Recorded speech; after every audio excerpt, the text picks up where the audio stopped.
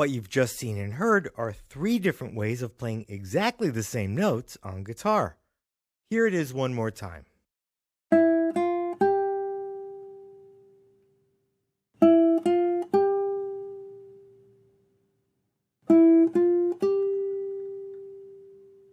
As you could hear, especially on the last notes of each phrase, the tone was quite different depending on where on the neck the notes were played and thus what strings they were played on.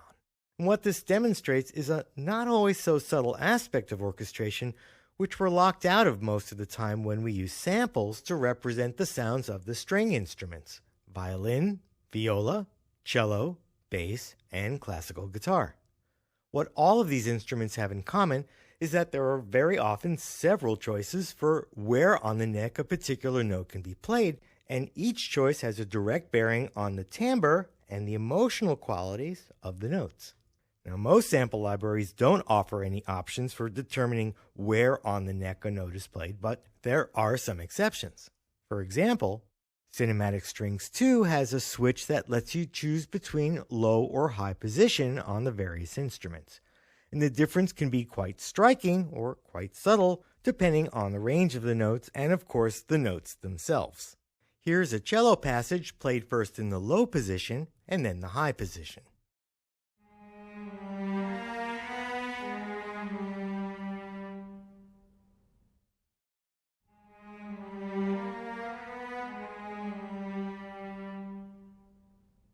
Did you hear the difference? If not, well, here it is again.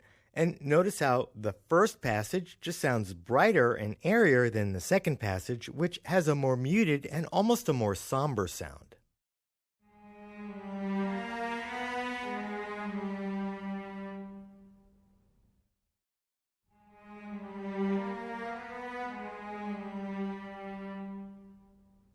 Another library that offers this feature is Hollywood Strings, which has some specialized programs where you can choose the position using key switches.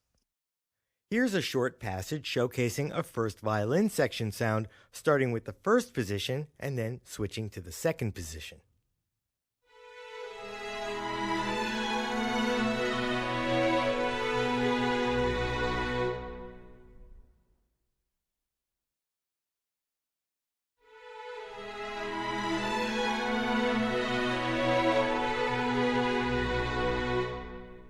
The sound of the first position sounds a little more open, and it's actually a little bit pitchy.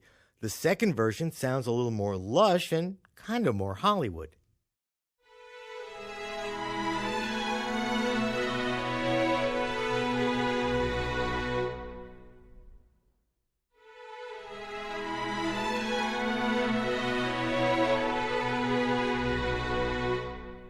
For those of you who don't have these kinds of libraries, or for those of you who don't have a lot of familiarity with the kinds of tonal and emotional variations that are possible with string instruments, the limited palette presented to us in sample libraries can sometimes give us a false impression of the musical possibilities that there are to draw from when working with real players.